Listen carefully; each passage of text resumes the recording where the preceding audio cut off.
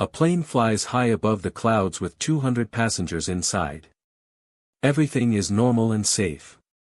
But then, at 4.5 kilometers altitude, everything goes dark. All the lights shut off. All the sounds stop.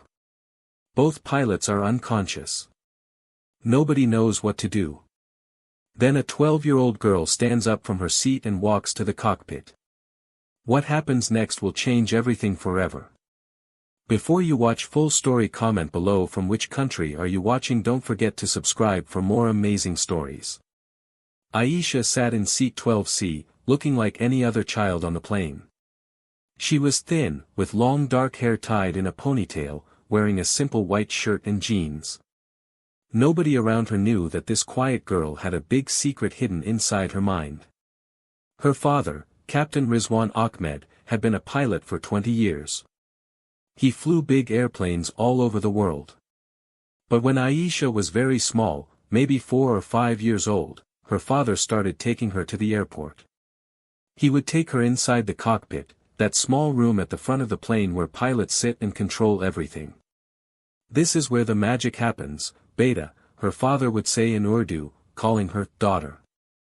He would show her the buttons, the switches, the screens. He would let her sit in the big seat and pretend to fly. Aisha loved these moments more than anything in the world. But everything changed when Aisha was 9 years old. Her father got very sick. It happened slowly at first. He would come home tired from flights, sleep more than usual. Then one day, he had a big heart attack. Within 3 months, he was gone. Aisha's mother cried for weeks. Aisha didn't cry. Instead, she did something different. She started studying. Aisha's mother thought her daughter was being brave. But the truth was darker and more focused. Aisha felt like she had lost her connection to her father. The only way she could find him again was through his world, the world of flying. So she bought books about airplanes. Big, thick books with difficult words and complicated drawings. She watched videos on YouTube about how planes work. She read stories about famous pilots and airplane emergencies. Her mother was worried. Aisha, you are only 9 years old. Why are you reading these big books? Why don't you play with your friends? But Aisha couldn't stop. At school, while other children played games or talked about movies, Aisha was thinking about airplane engines. At home, she spent hours on the computer, learning about navigation systems and weather patterns. When she turned 10, something new happened. Her mother's brother, Uncle Tariq, worked at the airport in the tech section. He knew about Aisha's love for planes. One day, he came to their house with a big box. "I have something for you," he said, smiling. Inside the box was a flight simulator. Not a real airplane, of course, but a computer program that looked and felt like flying a real plane. It had a steering wheel, pilots call it a yoke, pedals for the feet, and a screen that showed a real view from a cockpit window. Aisha started using the simulator every single day. She would sit for 3, 4, even 5 hours, practicing emergency procedures. She learned how to fly the plane if the engines failed. She learned what to do if the electrical system stopped working. She learned how to land a plane when everything was broken. Her teachers noticed something. Aisha was changing. She seemed older than 12. She seemed serious, focused, like she was carrying something heavy on her shoulders. "Aisha, is everything okay?" her English teacher asked one day. "Yes, teacher," Aisha always said. "Everything is fine." But it wasn't about being fine or not fine. It was about being ready. By the time Aisha turned 12, she had spent more than 3 years preparing. She knew everything about airplanes, the names of every part, the sounds they made, how they worked. She had practiced emergency landings hundreds of times on her simulator. On this Tuesday morning, Aisha was flying from Karachi to Islamabad on flight 447. It was a Boeing 737, the same type of plane her father used to fly. Her mother had given her permission to visit her grandmother in Islamabad for 2 weeks. "Be careful, Beta," her mother said at the airport, hugging her tight. "Listen to the flight attendants. Be a good girl." Aisha nodded. She was always a good girl. She was always careful. The airplane took off smoothly at 9:15 a.m. Aisha sat by the window, watching the city of Karachi get smaller and smaller below her. Other passengers around her were reading books, sleeping, or watching movies on their small screens. But Aisha was doing something else. She was watching. She watched the flight attendants. She counted how many there were, 4 in total. She watched the pilots walk to the cockpit before takeoff. The captain looked experienced, maybe 50 years old. The first officer looked younger, maybe 35. Aisha had learned from her simulator training that a Boeing 737 takes about 45 minutes to reach cruising altitude on a short flight like this. She was tracking their climb in her head, imagining the numbers on the instruments, predicting what the pilots would be doing at each moment. The flight was smooth. Too smooth, maybe. Everything was normal and boring and regular. Aisha sat quietly, a small girl in a window seat, thinking about her father. Then, at exactly 4,500 meters of altitude, about 4.5 kilometers, everything changed. It started very small. Aisha felt it first, not heard it. The sound of the engines changed. It became quieter. Not in a normal way. In a wrong way. Aisha sat up straight. Her heart started beating faster. Then the lights flickered. Just once, but Aisha saw it clearly. The small light above her seat blinked off and on again. Around her, passengers didn't notice. They were still sleeping, still reading, still watching their movies. But Aisha noticed. She had trained for this moment 1,000 times in her simulator. She knew that when things start to go wrong on an airplane, they usually go wrong very fast. She also knew that the first few seconds were the most important. The first few seconds were when a disaster could still be stopped. Aisha unbuckled her seatbelt and stood up. The man next to her, a businessman in a gray suit, looked at her surprised. "Sit down, Beta," he said in Urdu. "The seatbelt sign is still on." "Something is wrong," Aisha said quietly. "What?" the man asked, confused. But before Aisha could answer, it happened. The airplane went completely dark. Not just dim. Completely, totally dark. Every light went out. Every screen went black. The sound of the engines, which had been getting quieter, suddenly stopped completely. For 1 second, there was total silence. A silence so complete that it felt like the whole world had stopped moving. Then people started screaming. A mother with a small child cried out. A woman in the back shouted, "What's happening?" A teenage boy started hyperventilating, breathing very fast and shallow, like he was drowning in air. Someone's phone fell and broke on the floor with a loud crack. The businessman next to Aisha grabbed her arm. "Sit down. Sit down right now." But Aisha pulled away from him. Her mind was crystal clear. She had practiced this scenario 50 times on her simulator. She knew exactly what to do. She moved forward through the aisle, pushing gently past frightened passengers. Her small size helped her, she could slip between people, under reaching arms, past confused adults. At the front of the plane, she found the flight attendant, a woman named Fatima with kind eyes and about 20 years of experience. "Ma'am," Aisha said, her voice steady and calm. "I need to get to the cockpit." Fatima looked down at this small girl with confusion and fear in her face. "What?" "No, Beta. You need to go back to your seat. Sit down." "Ma'am, please. There is a complete electrical failure. Both pilots are probably unconscious from the same problem that affected the electrical systems. Nobody in the cockpit will be flying this plane right now. We are losing altitude. We have maybe 15 minutes before we have to land.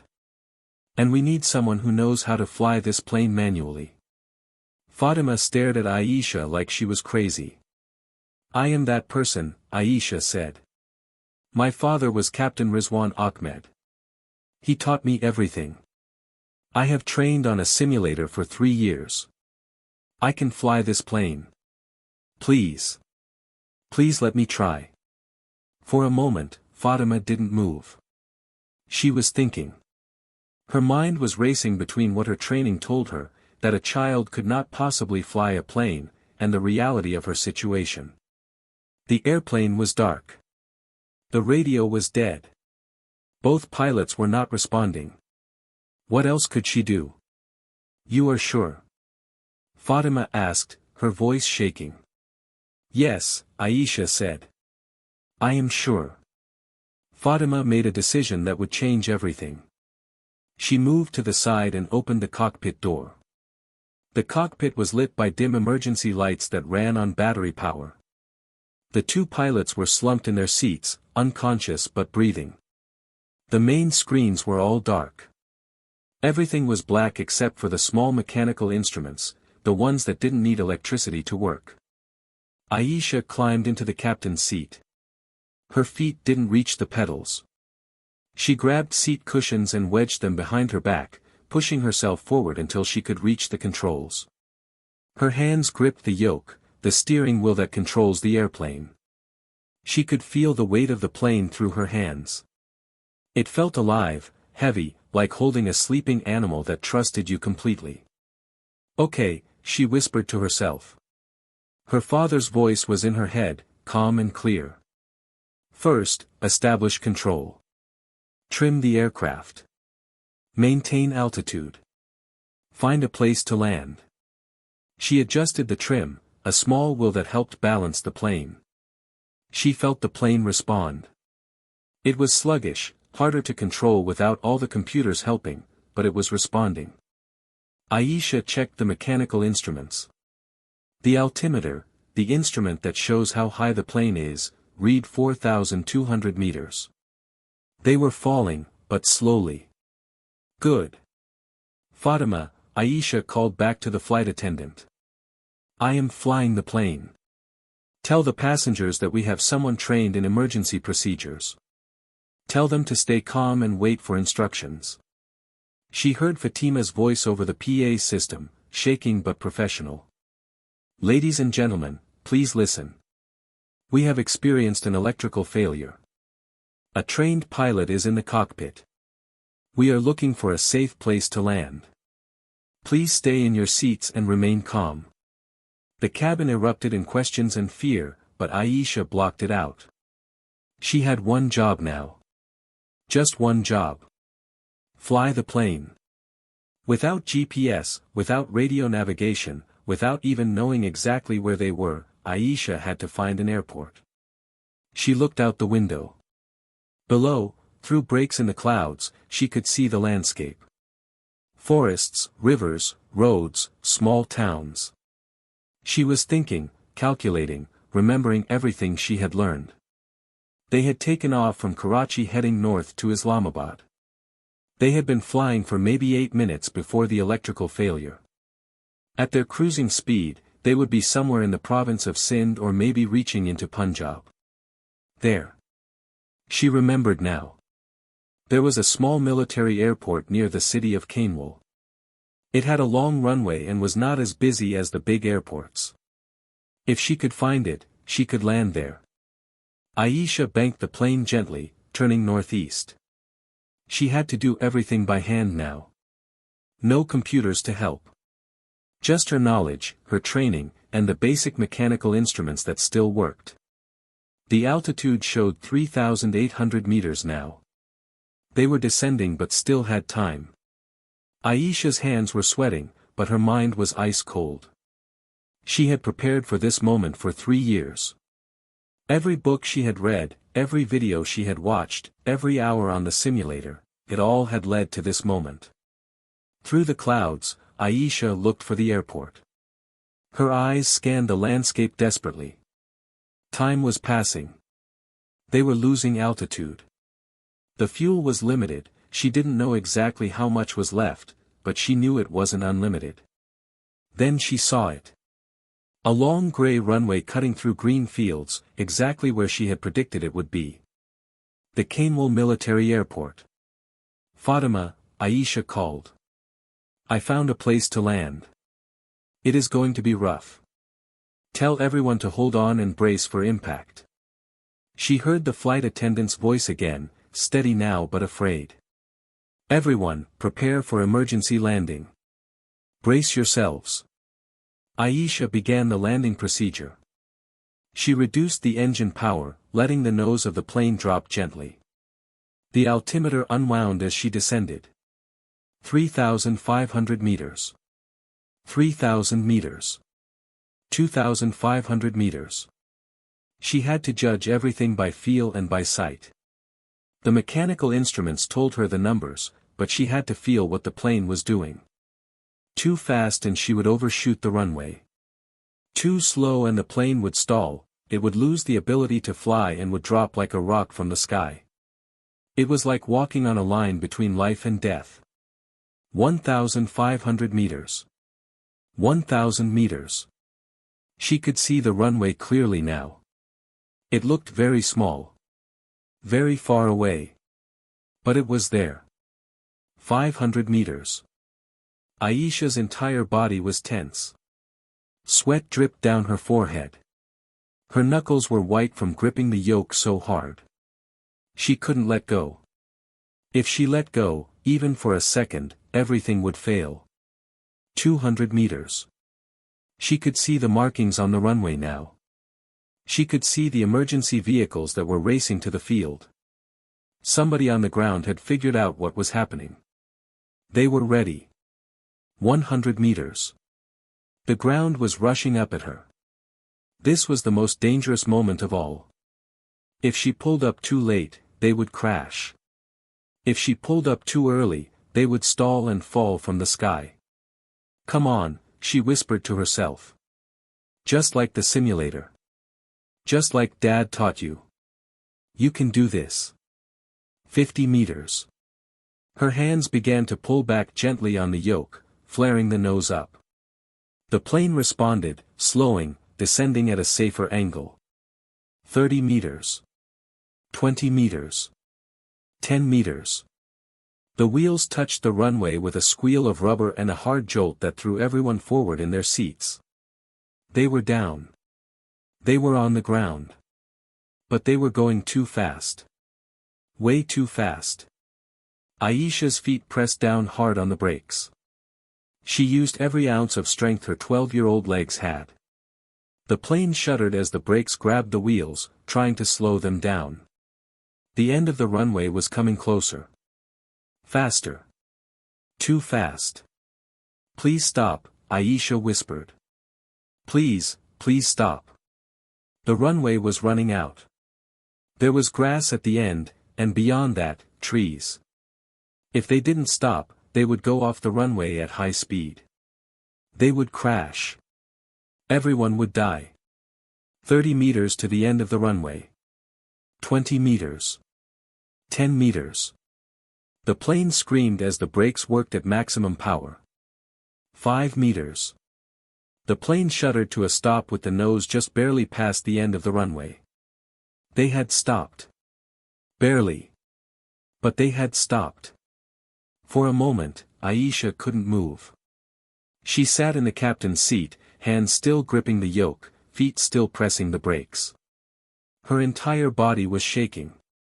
Then the cockpit door burst open.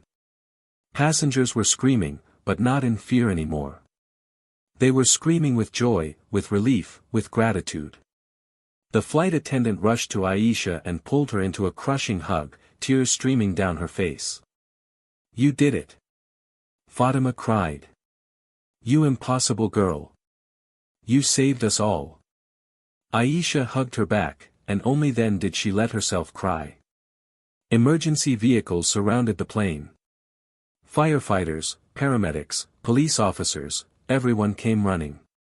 The doors opened and passengers began to slide down the emergency slides, their legs shaking, tears on their faces. A man in a military pilot's uniform appeared at the cockpit door.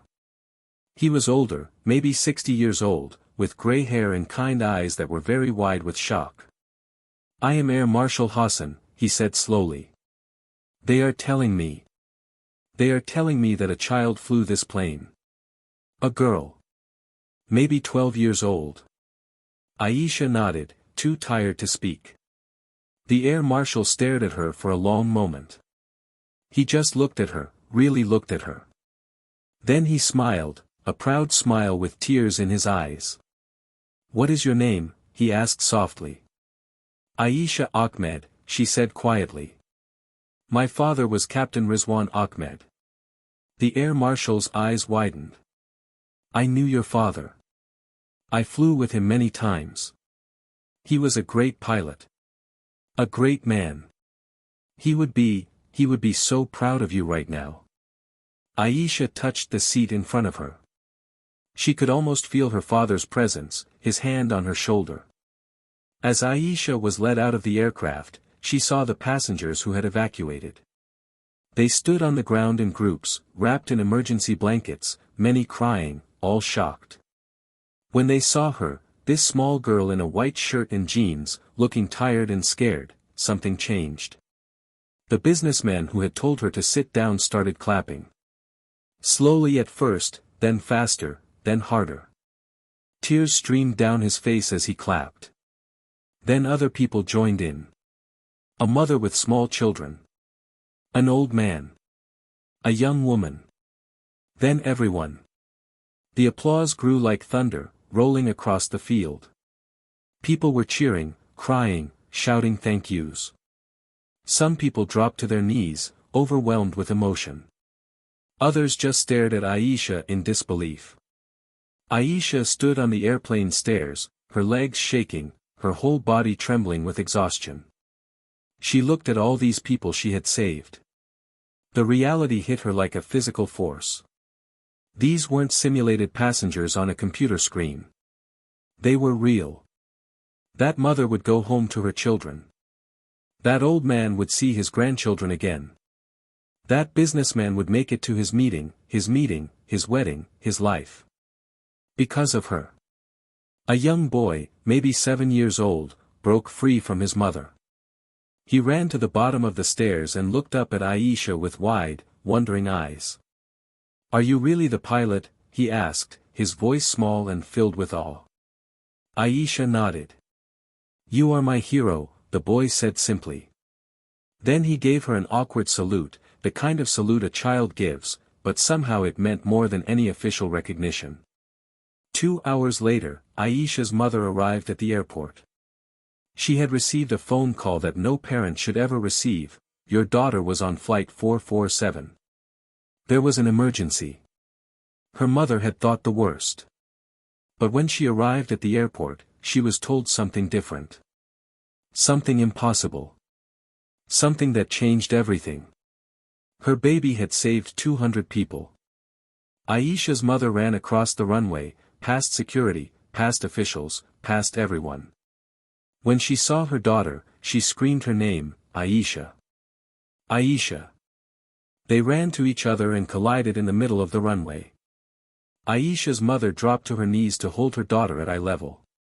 She grabbed Aisha's face in both hands, searching for injuries, for trauma, for proof that her baby was okay. "You flew the plane," her mother kept saying, her voice breaking on every word. "They told me you flew the plane and I didn't believe them. I thought they were lying. But you did. You really did." "Mom," Aisha said, holding her mother as her mother held her. "I wasn't alone. Dad was with me. Every second, Dad was with me." Her mother sobbed, pulling Aisha into a tight embrace. "He would be so proud of you. So incredibly proud. And I am proud too. I am terrified and amazed and confused, but I am so proud." They sat there on the cold runway, holding each other while the sun began to set. An emergency helicopter flew overhead. Police cars drove past. But Aisha and her mother were in their own world, just the two of them and the memory of the man they both loved. Later, as they drove home in the car, Aisha looked out the window at the sky. The same sky she had just navigated through. The same sky where her father had spent his life flying. "Mom," she said softly, "do you think Dad knew that someday I might really need everything he taught me?" Her mother was quiet for a long moment. Then she said, "I think your father believed that knowledge is never wasted. That being prepared for the worst doesn't mean you expect bad things to happen. It means you are ready to help when they do. And today, Beta, you helped so much." Aisha nodded and continued to look out at the sky. She was 12 years old. Tomorrow, she would go back to school. She would do her homework. She would play with her friends. She would be a normal girl again. But she would also be something else. She would be the girl who didn't panic when the world went silent. She would be the girl who trusted her training. She would be the girl who brought 200 people safely home from a height of 4.5 kilometers. And she would carry that with her forever. The next morning, Aisha woke up to find her name on every news channel in Pakistan. 12-year-old girl saves 200 people, the headline said. The youngest pilot in history, said another. Her face was on television, in newspapers, on social media. Everyone wanted to know her story. Her school called. The principal wanted to organize a special assembly to honor her. The Air Force called her mother, saying they wanted to meet Aisha and hear about the emergency from her own mouth. International news channels wanted interviews. Everyone wanted to talk to the girl who had done the impossible. But Aisha just wanted to be normal. She went back to school on Wednesday. When she walked into her classroom, all the students stood up and clapped. Her teacher had tears in her eyes. During lunch, students who had never talked to her before wanted to be her friend. Boys and girls who used to ignore her now wanted to sit with her. It was strange. Aisha hadn't changed. She was still the same quiet girl who loved airplanes. But suddenly, everyone was looking at her differently. "You are so brave," one girl said. "I would have been so scared." "I was scared," Aisha admitted. "But I had to do what needed to be done." At home, things were also changing. Her mother started telling everyone about Aisha's father, about how he had taught his daughter about flying, about his dreams of making her a pilot. Aisha's grandmother came to stay with them, and she would sit with Aisha for hours, listening to stories about her son, about his love for aviation. 1 week after the emergency, Air Marshal Hassan came to their house. He was wearing his formal uniform, covered with medals and decorations. He carried a small box in his hand. "I brought something for you," he said, sitting in their living room with tea and biscuits. He opened the box carefully. Inside were 2 small silver wings, the official pilot's wings that Real pilots wear on their uniforms. "These belong to your father," the air marshal said softly. "He gave them to me years ago during a training program. He said, 'Hassan, if I ever have a child who truly understands flying, give these wings to them.' These are not just decoration. They represent responsibility, courage, and the commitment to keep people safe." The air marshal pinned the wings on Aisha's shirt, right over her heart. "Today, I am giving them to you. Because you have earned them in a way that most pilots never do. You didn't just fly a plane. You saved lives." Aisha touched the wings, feeling their weight. Through her tears, she could see her father's face clearly in her mind, his smile, his serious brown eyes, his hand on her shoulder. "Thank you," she whispered. The investigation into the emergency took 3 months. Engineers and pilots from all over Pakistan studied the airplane.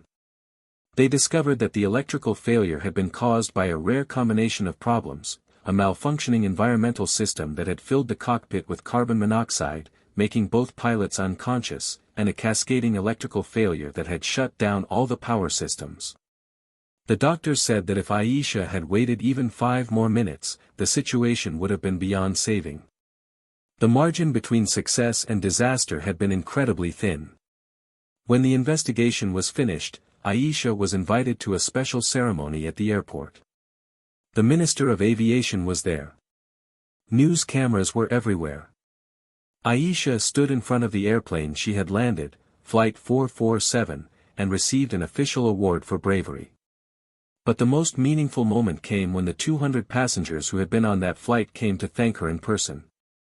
They came in groups, hugging her, crying, telling her about their lives, about their families, about the things they would do because Aisha had saved them. The little boy who had given her a salute brought his whole family. His mother told Aisha, "This is my son. He is alive because of you. He will grow up, maybe become a doctor or a teacher or an engineer. And it will be because of what you did on that day." That night, as Aisha lay in bed, she thought about everything that had happened. She thought about the fear she had felt in the cockpit. She thought about her father, about his lessons, about his belief that she could do anything if she tried hard enough. She got out of bed and went to her computer. She opened her flight simulator and started to fly again. Not because she had to, but because she wanted to. Because flying, real flying or simulated flying, connected her to her father. Because she had discovered something about herself, she wasn't just a girl who loved airplanes. She was someone who could handle pressure. Someone who could make decisions that saved lives. Someone who was, perhaps, meant to be a pilot. By the time Aisha finished her practice session, it was 2 a.m. She was tired but happy. She looked at the pilot's wings on her desk, the ones the air marshal had given her. Tomorrow, she would go back to school.